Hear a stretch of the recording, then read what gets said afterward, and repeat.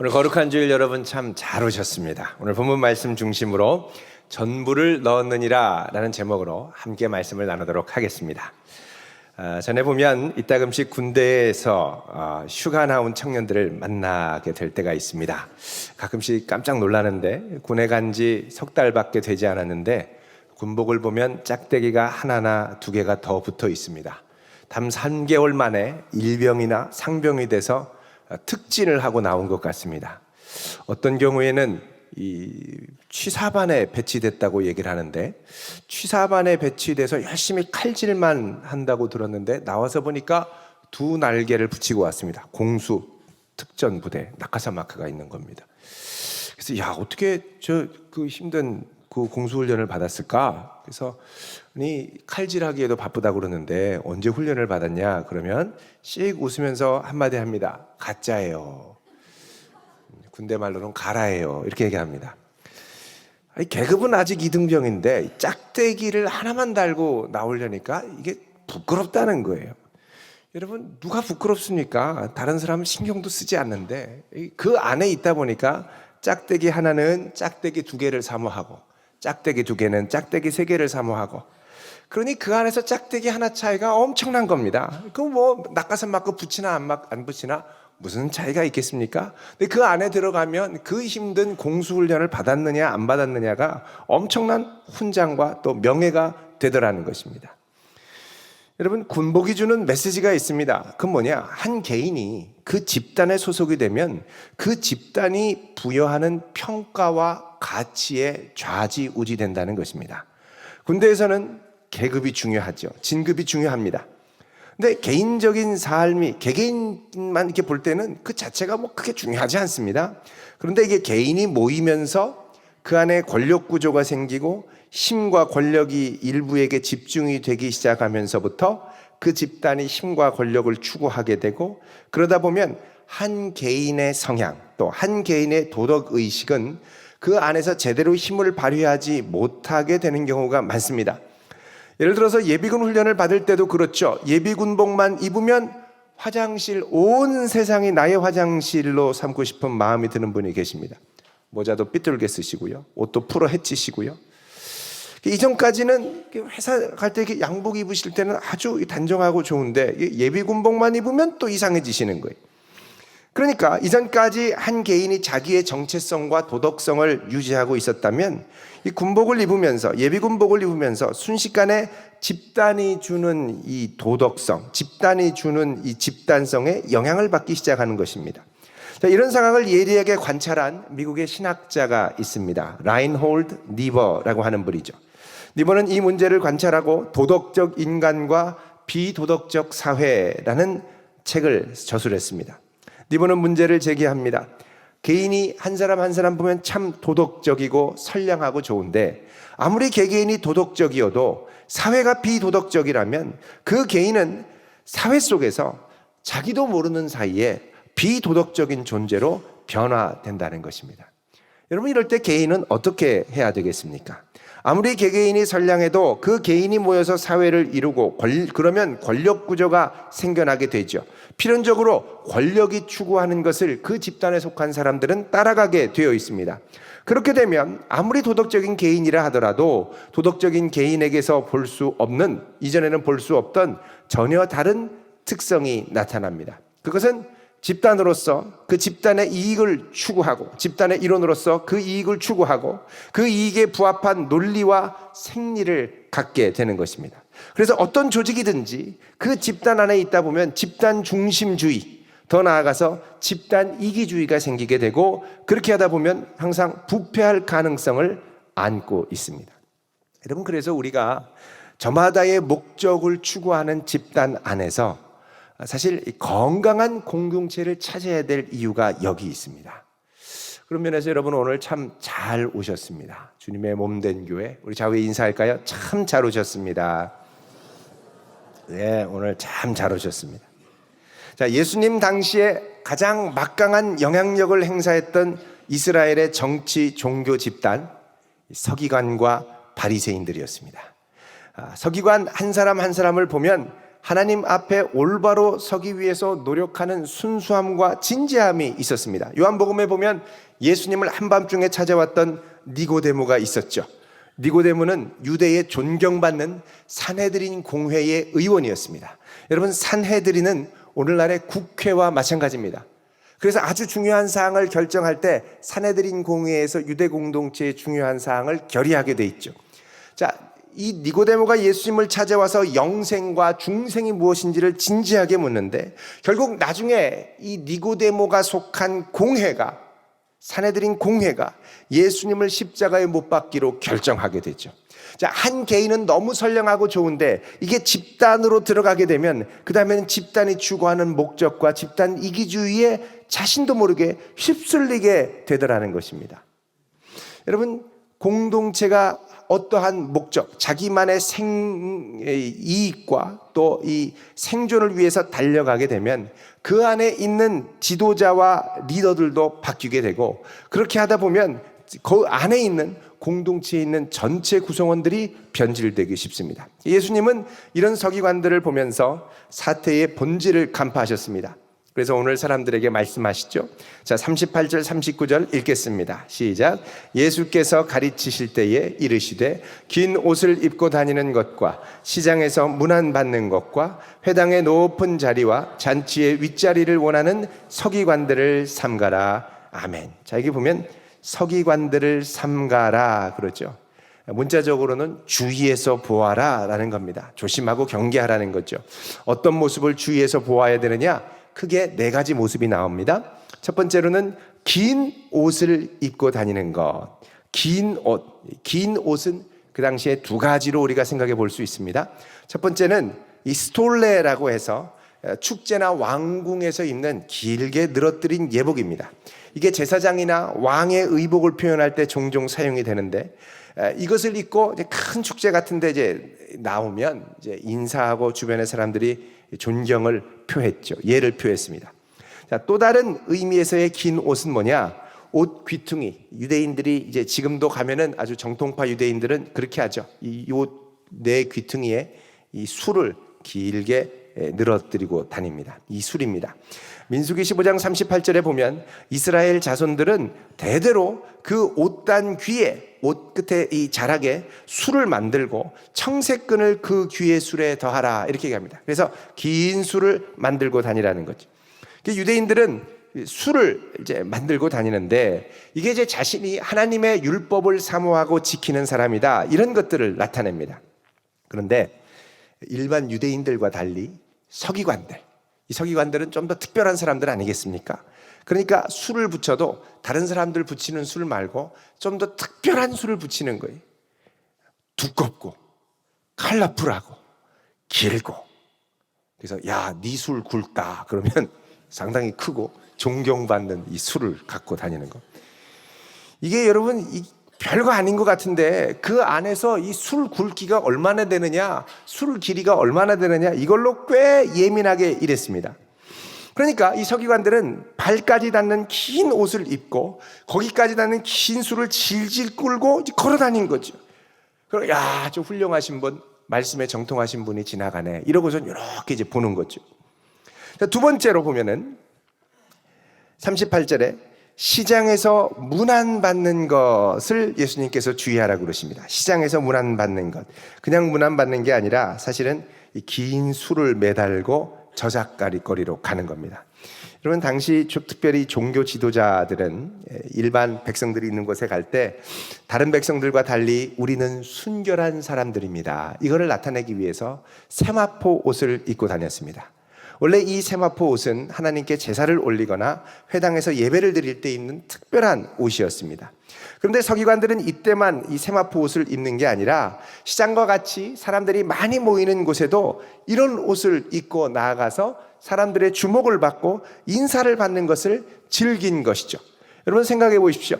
흰 세마포 옷을 길게 늘여가지고 굵은 술을 갖고 길게 늘여서 천천히 시장에서 살살 걷고 다니면 여러분 눈에 확 띄지 않겠습니까? 이 유대인들은 다 이제 믿는 사람들이니까 딱 보면 아, 하나님의 말씀을 사모하는 사람이구나 이렇게 여기는 거죠. 예를 들면 이런 유성시장 같은데 사람들이 와가지고 뭐 닭 사고 고기 사고 뭐 과일 사고 하는데, 목사님이 목사 가운 수트를 딱 입고 와가지고서는 이렇게 딱 술 길게 드리고서는 이 가서 할렐루야 샬롬 막 이러면, 어머나 목사님이네. 그 유대인들 같은 경우에 다 와서 안녕하세요 하고 인사하는 거죠. 그 인사를 받으면 잘 있냐고 이러면서 지나가는 겁니다. 사람들의 존경과 인사를 억지로라도 받고 싶어하는 마음, 이런 모습을 주의하라는 겁니다. 또 세 번째 보면 39절에 회당의 높은 자리를 주의하라고 그러시죠. 자, 높은 자리를 이들은 좋아했습니다. 회당에서 예배를 드리면 이제 앞에서 말씀을, 성경 두루마리가 이제 그 앞에 놓여 있고, 그 두루마리를 읽고 나면 그 다음에 이제 말씀을 증거하는데, 그 뒤에 아주 높은 자리가 있었습니다. 근데 높은 자리는 보통 누가 오냐면 그날 예배의 초대 손님이나 또 중요한 분이 올 때 인사시키기 위해서 이렇게 항상 빈자리로 두었습니다. 근데 서기관들은 그 빈자리 중에 한 자리는 꼭 자기가 앉아야 된다고 생각을 한 거죠. 그래서 사람들이 다른 특별한 손님은 없어도 그래도 오늘 우리 마을에 서기관은 앉아 계셨어. 그래서 자꾸 이렇게 보고 존경을 표현하고 이런 영적인 권위를 과시하고 싶은 마음이 있었습니다. 네 번째로 이들은 어디에 있는 모습을 좋아했냐면, 여기 보면은 잔치자리입니다. 이 잔치자리 중에 윗자리를 원했다, 이렇게 얘기합니다. 여러분, 잔치에서 상석은 보통 집주인의 오른편과 맨편에 있는 자리입니다. 그래서 잔치에 초대받을 때 주인 우편에 누가 있고 좌편에 누가 있는가를 보고 잔치 전체 분위기를 파악하죠. 그래서 제자들이 예수님께 주님이 나중에 예루살렘에 가서 왕이 되시면 하나는 오른편에 하나는 왼편에 앉게 해주십시오, 이렇게 얘기하죠. 자, 이것도 이런 분위기 가운데 한 말이었습니다. 자, 이런 모습을 통해서 서기관들은 이스라엘의 지도자로 하나님 앞에 참된 본질을 추구하기보다는 이 종교적 조직의 상층부에서 추구하는, 이 조직이 추구하는 최정점의 권력과 이익에 과도하게 집착하는 모습을 보입니다.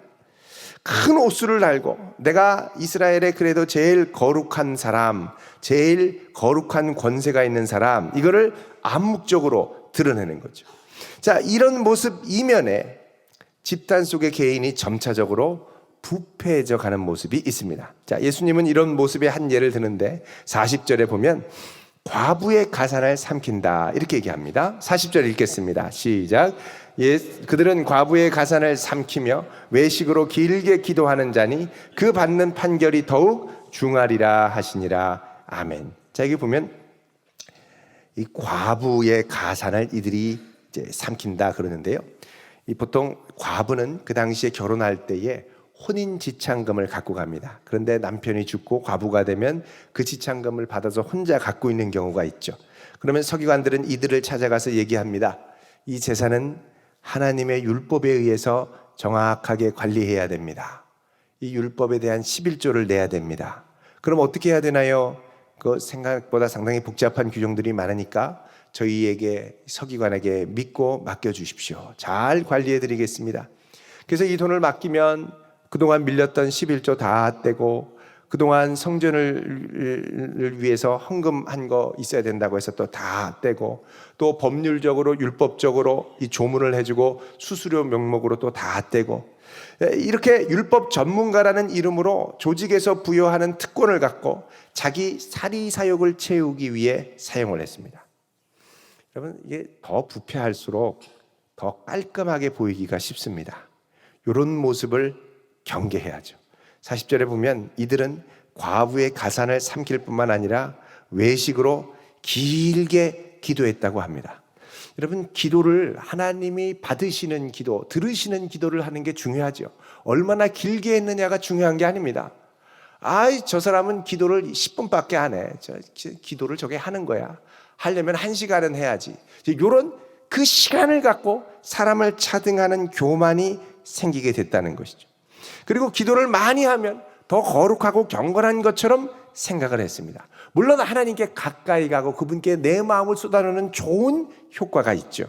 그러나 그거 자체가 사람들 앞에 나의 자랑이 될 수는 없다는 것입니다.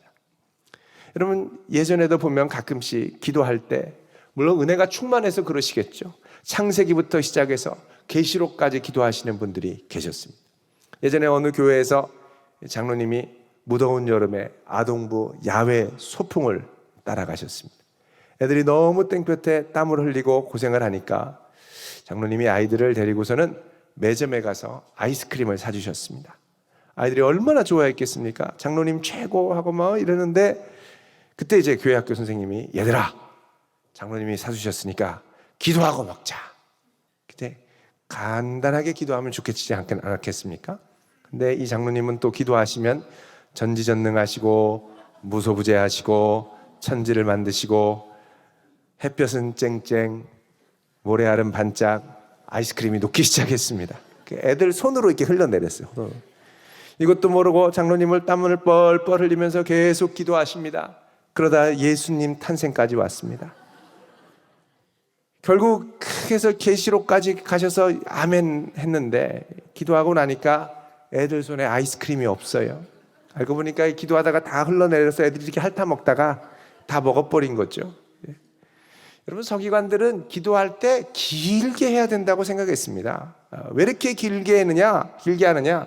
40절에 보면 외식으로 길게 기도한다 그러죠. 외식은 뭡니까? 겉으로 보이는 체면. 겉으로 경건하고 거룩하게 보이기 위해서 기도했다는 겁니다. 내가의 기도가 하나님께 어떻게 올려지느냐보다는 사람들에게 어떻게 보이느냐가 훨씬 더 중요했다는 것이죠. 여러분, 그 마음에 내가 그래도 바리새인인데, 내가 그래도 서기관인데, 그러면은 이 정도는 길게 해야지, 뭐 이런 생각이 있었다는 거죠. 여러분, 신앙생활을 처음 하는 분들이 바리새인들, 서기관들 기도하는 걸 보면 기도는 아무나 하는 게 아니대, 이렇게 생각할 겁니다. 그거 일단 시작하면 1시간은 지나야 되는 거래, 왜 이렇게 생각하지 않겠습니까? 그러니까는 기도를 못한다고 생각하기 쉽죠. 움츠러들기 쉽죠. 혼자 있을 때도 기도하는 걸 상당히 망설이기 쉽습니다. 그런데 예수님은 이것이 다 외식이라고 합니다. 외식하는 기도는 하나님 앞에 전혀 상달되지 못합니다. 여러분, 이런 서기관들 심리 깊은 곳에 무엇이 있습니까? 도덕적인 우월감이 있습니다.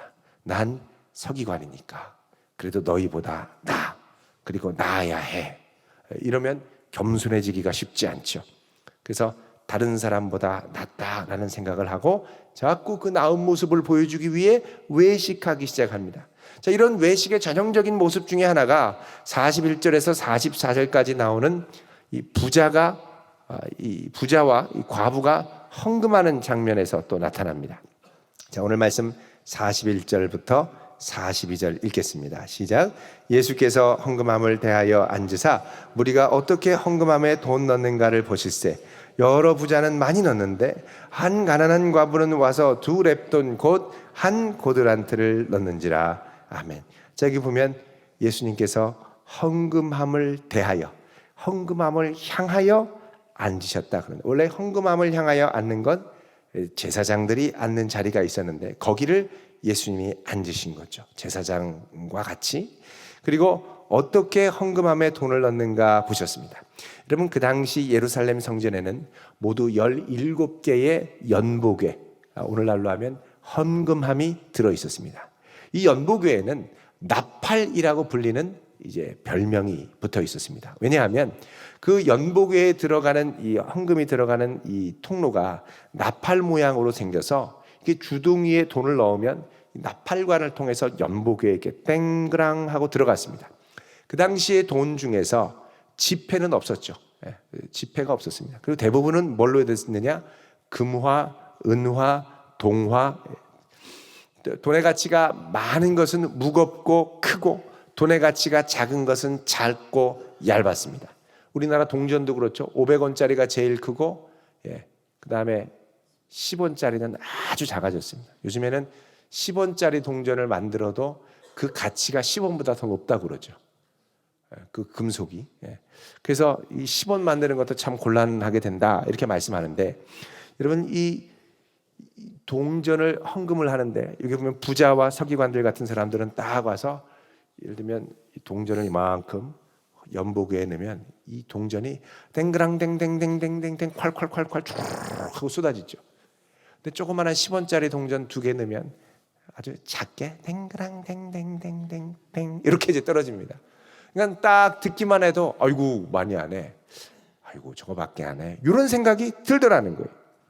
근데 여기 보면 41절에 부자는 많이 넣는다 그러죠. 금화, 은화, 뭐 댕그랑댕댕, 퉁구렁퉁퉁 다 나옵니다. 근데 42절에 한 가난한 과부는 와서 2렙돈 곧 한 고드란트를 넣는다 그럽니다. 여기 이제 렙돈이라는 말은 나나주에 보면 헬라 동전의 명칭이고 고드란트는 로마 동전의 명칭입니다. 헬라 동전으로 2렙돈은 로마의 최소의 화폐 단위 고드란트에 해당되죠. 당시에 노동자의 하루 임금을 데나리온이라고 합니다. 한 데나리온. 자, 한 데나리온은 이제 한 렙돈은 데나리온의 64분의 1의 가치가 있었습니다. 그러니까 이제 하루 임금을 예를 들어서 우리가 열심히 일하고 하루에 6만 4천 원을 벌었다. 그러면 한 이 렙돈은 1,000원 정도가 됩니다. 그러니까 2렙돈이면 한 2,000원 정도 되겠죠. 근데 그걸 이제 동전으로 넣으니까 이제 금하면은 크게 동그랑동동 내려간다면 이 렙돈은 조금 하니까 쨍그랑쨍쨍 하고 이제 내려가는 것이죠. 자, 주님이 이 장면을 보고 말씀을 하십니다. 자, 43절에 보면 읽습니다. 시작.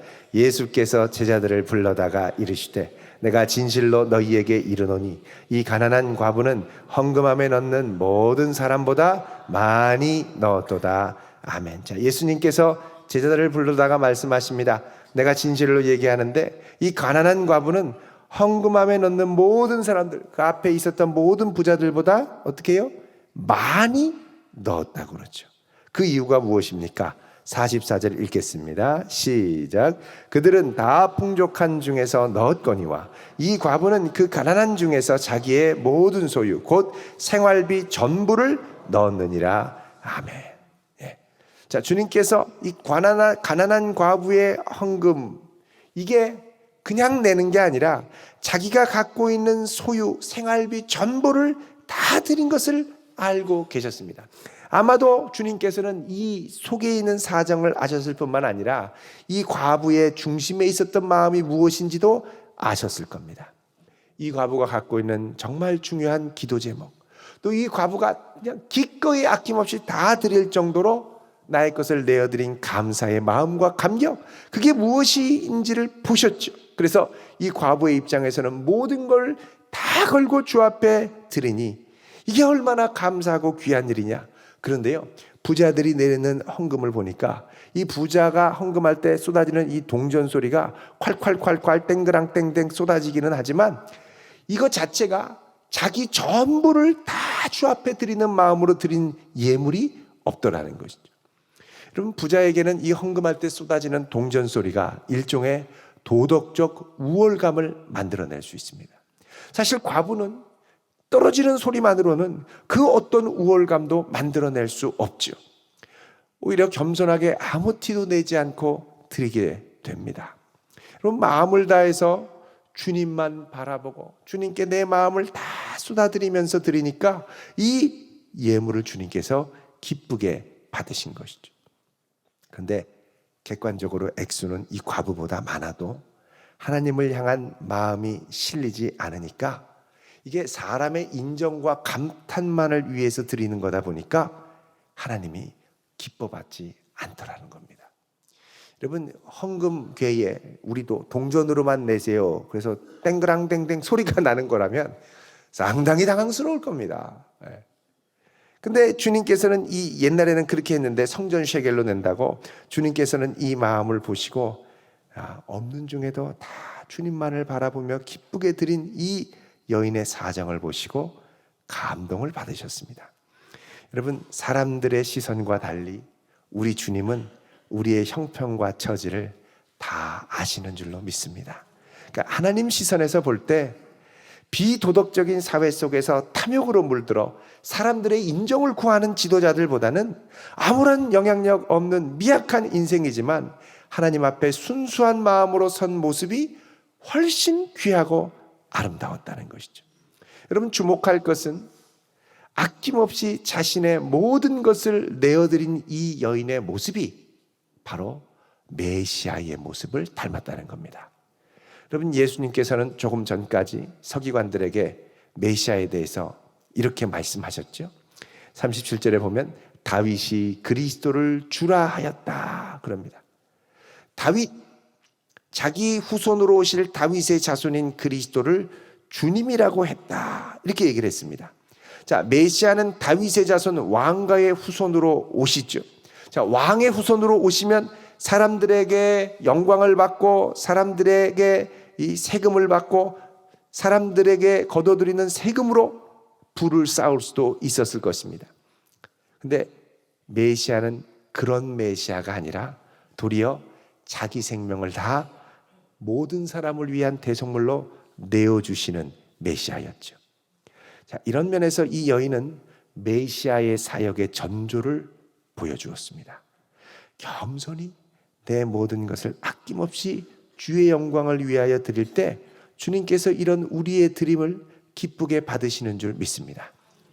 우리는 우리의 걸음이 늘 하나님 앞에 있음을 알아야 됩니다. 하나님 앞에 있을 때 이것을 코람데우라고 그러죠. 라틴어로 하나님 앞에서. 사람들 보기에가 아니라 우리 주님 보시기에 아름다운 모습으로 서야 한다는 것입니다. 여러분, 지금 본문에서, 오늘 본문에서 이 바리새인과 서기관들이 간과하고 있는 것 중에 하나가 사람들의 시선은 인식했지만 하나님의 시선은 인식하지 않았습니다. 40절에 보면 끝에 그 받는 판결이 더욱 중하리라 그러죠. 이들의 외식이 사람들에게는 감동을 주었을지는 모르지만 하나님 앞에서는 심판받을 일이라는 걸 간과했다는 겁니다. 여러분, 우리는 지금보다 보다 진실되고 겸손하게 서야 할 줄로 믿습니다. 조직에 들어가서 자꾸 위로 올라가려고 하다 보면요, 자꾸 사람들의 시선과 인정을 추구하게 되죠. 자꾸 자기를 크게 보이려고 노력을 합니다. 근데 여러분, 커서는 겸손할 수 없습니다. 그리고 내가 나를 낮추고 겸손하면 사람들이 압니다. 주님께서 이 대림절에 이 땅에 오신 것을 우리가 기다리는데 예수님께서 우리에게 오신 것은 우리들의 인정을 받기 위해서가 아니었습니다. 오히려 예수님께서 이 땅에 내려오신 것은 하늘의 인정과 영광을 포기하고 내려오시는 것이었습니다. 그런 면에서 예수님은 메시아로 자기를 모든 것을 우리를 위해 내어주기 위해서 하늘의 영광과 인정을 받는 게 아니라 포기하고 내려오신 것이죠. 자, 우리 빌립보서 1장 6절 8절을 보겠습니다. 6절부터 8절을 같이 읽겠습니다. 시작. 그는 근본 하나님의 본체시나 하나님과 동등됨을 취할 것으로 여기지 아니하시고 오히려 자기를 비워 종의 형체를 가지사 사람들과 같이 되셨고 사람의 모양으로 나타나사 자기를 낮추시고 죽기까지 복종하셨으니 곧 십자가의 죽으심이라. 아멘. 본래 하나님과 같은 분이시지만 동등됨을 취할 것으로 여기지 않고 자기를 비워 종의 형체를 가지사 사람들처럼 되셨고 또 사람의 모양으로 나타나셔서 자기를 낮추시고 죽기까지 복종하셨습니다. 여러분, 이게 하늘의 인정을 위해서 그런 것이 아닙니다. 하늘 영광을 다 놓고 오셨어요. 우리는 영광이라면 어디든지 갈 수 있는데 하늘 영광을 포기하고 가장 낮은 곳에 죽기까지 복종하시니 누가 아십니까? 하나님이 알아주시죠. 하나님이 알아주시니까 어떻게 합니까? 9절에 이러므로 하나님이 그를 지극히 높여 모든 이름 위에 뛰어난 이름을 주셨죠. 여러분, 이 여인 주변에서 아무도 안 알아줬습니다. 두 렙돈, 한 고드란트를 내는 이 여인에게 예루살렘 성전은 누구도 주목하지 않았습니다. 그런데 새 성전 되시는 예수님이 이 여인에게 주목하십니다. 왜요? 모든 것을 내어주기 위해 오신 그 주님의 마음과 이 여인의 마음이 맞닿아 있었기 때문입니다. 여러분, 내가 높아지려고 애쓰지 않아도 하나님이 높여주실 때 높아지는 게 제일 좋은 길임을 믿으시기 바랍니다. 내가 높아지려고 하면요, 자꾸 밟아야 돼요. 자꾸 험담해야 되고요. 그러지 말고 주님이 나를 높여주실 때까지 묵묵히 있다 보면 이 모든 상황을 아시고 보시는 주님께서 우리를 그의 영광을 위하여 높여주실 때가 올 줄로 믿습니다. 여러분, 주님이 우리에게 오신 것은 다 주시기 위해 오셨습니다. 그리고 다 주심으로 높아지셨죠. 그럼 우리가 높아지는 방법은 다른 사람을 짓밟고 빼앗아서 높아질 수 있지만 오래 가지 않습니다. 다 내어줌으로 높아질 수 있는 하늘의 신령한 복을 경험할 수 있기를 주의 이름으로 축원드립니다. 기도하겠습니다.